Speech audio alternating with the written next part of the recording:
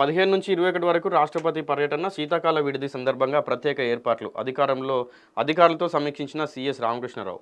15-21 వరకు రాష్ట్రపతి పర్యటన. ఒకసారి శీతాకాల విడిదిలో భాగంగా రాష్ట్రపతి ద్రౌపది ముర్ము ఈ నెల 15-21 వరకు హైదరాబాద్ రాష్ట్రపతి నిలయంలో బస చేస్తారని రాష్ట్ర ప్రభుత్వ ప్రధాన కార్యదర్శి కె రామకృష్ణారావు తెలిపారు. 5 రోజులతో పాటు రాష్ట్రంలో రాష్ట్రపతి పర్యటన నేపథ్యంలో చేపట్టాల్సిన ఏర్పాట్లపై గురువారం డాక్టర్ బిఆర్ అంబేద్కర్ రాష్ట్ర సచివాలయంలో ఉన్నతాధికారులతో సమీక్షించారు.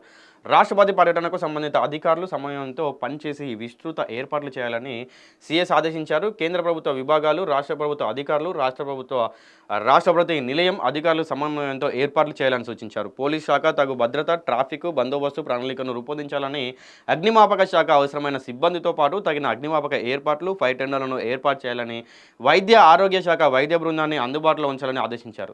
రోడ్డు భవనాల శాఖ విభాగం అవసరమైన బారికేడింగ్లు ఇతర ఏర్పాట్లు చేయాలని, జీహెచ్ఎంసీ పోలీస్ శాఖల సమన్వయంతో రోడ్ల మరమ్మతులు చేపట్టాలని, నిరంతర విద్యుత్ సరఫరా ఉండే విధంగా తగు చర్యలు తీసుకోవాలని విద్యుత్ శాఖ అధికారులను ఆదేశించారు.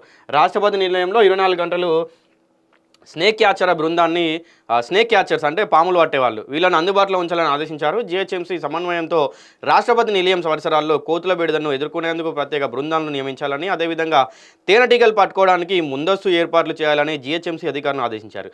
సమీక్షా సమావేశంలో డీజీపీ శివధర్ రెడ్డి, రోడ్ల భవనాల శాఖ ప్రత్యేక ప్రధాన కార్యదర్శి వికాస్ రాజు, హోంశాఖ ప్రత్యేక ప్రధాన కార్యదర్శి సివి ఆనంద్, హైదరాబాద్ నగర పోలీస్ కమిషనర్ విసి సజ్జనారు, ఇంధన శాఖ ముఖ్య కార్యదర్శి నవీన్ మిట్టల్, పొలిటికల్ కార్యదర్శి ఈ శ్రీధర్, అదనపు డీజీపీలు మహేష్ భగవత్, వీళ్ళందరూ ఉన్నారనమాట. ప్రియాంక ప్రోటోకాల్ డైరెక్టర్ శివలింగయ్య, ఇతర ఉన్నతాధికారులు పాల్గొన్నారు. ఒక్కటే ముచ్చట, ఈ వార్త చదివిన తర్వాత ఒక్కటే చెప్తాను నేను. ఏవైతే మీరు ఇన్ని కార్యక్రమాలు రాష్ట్రపతి వస్తున్నారని చెప్పి ఇన్ని కార్యక్రమాలు నిర్వహిస్తున్నారు, రాష్ట్రపతి భవనంలో అవ్వచ్చు, ఇప్పుడు ట్రాఫిక్ గురించి, తేనెటీగల గురించి, స్నేక్ క్యాచర్స్ గురించి ఇన్ని అనం పెట్టిర్రు. ఏ ఒక్క రోజన్నా ఇవన్నీ రాష్ట్రంలో ఉన్నటువంటి సామాన్య జనాలకు ఇట్లా పెట్టే అనే ఆలోచన వచ్చిందా మీకు? పెట్టరు. అంటే ఇప్పుడు రాష్ట్రపతి ద్రౌపది ముర్ముకు నేను ఏదో ఆమె వస్తుంది, ఆమెకు మీరు ఇవన్నీ సేవలు చేస్తున్నారు, లేకుంటే ఇంత మంచి బందోబస్తు ఇస్తున్నారు అని చెప్పి నేను దాన్ని ఎక్కడ అడ్డుకోవట్లేదు. కానీ ఇదే ఆలోచన మీకు ప్రజలపైన ఎందుకు ఉండదు? ఎందుకు ఉంటుంది? ఇప్పుడు రాజకీయ నాయకులు ఎవరు వస్తున్నారా, ఆ రాజకీయ నాయకుల చుట్టే తిరుగుతుంది మొత్తం. మన తెలంగాణలో కానీ, లేకుంటే తెలుగు రాష్ట్రాల్లో కానీ పాలిటిక్స్ మొత్తం వీళ్ళ చుట్టే ఉంటుంది అన్నమాట.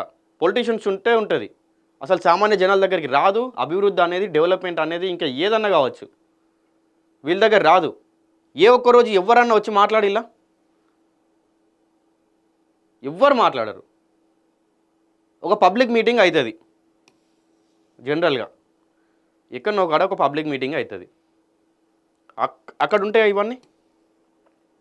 ఇక ట్రాఫిక్ బందోబస్తు గివి ఉంటాయి, ఇక అంతే.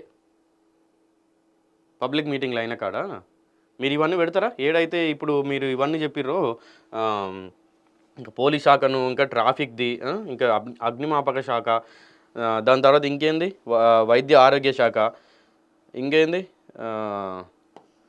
ఏదో ఏదో చెప్పే కదా, తేనెటీగలు పట్టే వాళ్ళని, అట్లనే స్నేక్ క్యాచర్స్ని, ఇంతమందిని పెట్టి ఏదన్నా ఒక్క పబ్లిక్ మీటింగ్ జరిపించిర్రా? ఉంచరా? ఆడ ఆల్మోస్ట్ ఉంచారు. ఏదో పేరుకి చెప్తారు అంతే. మేము ఉంచినాం, ఆడ అన్ని వాళ్ళని పెట్టినాం, వీళ్ళని పెట్టినాం, మేము అసలు ఇవన్నీ లేకుండా అసలు పబ్లిక్ మీటింగ్సే జరపమంటారు. రేపు మన న్యూస్ చూసి అడుగుతారు. కానీ ఉండదు ఆడ. ఎందుకంటే ఆడ జనాలకు ఇబ్బందులు పడే వాళ్ళకి తెలుస్తుంది. తొక్కిసలాటలు జరుగుతాయి. ఎన్ని గణం చూస్తలేం మనం, ఎంతమంది చచ్చిపోతలేరు పబ్లిక్ మీటింగ్లలో కూడా.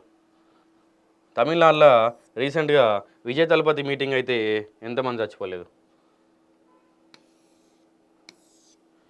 ఈ ఆదేశాలు ఇచ్చేవాళ్ళు ఏవైతే ఇప్పుడు ఇవన్నీ చదివిన వార్త నేను, ఇదంతా ప్రజల మీద పెడితే బాగుంటుంది దృష్టి అనేది.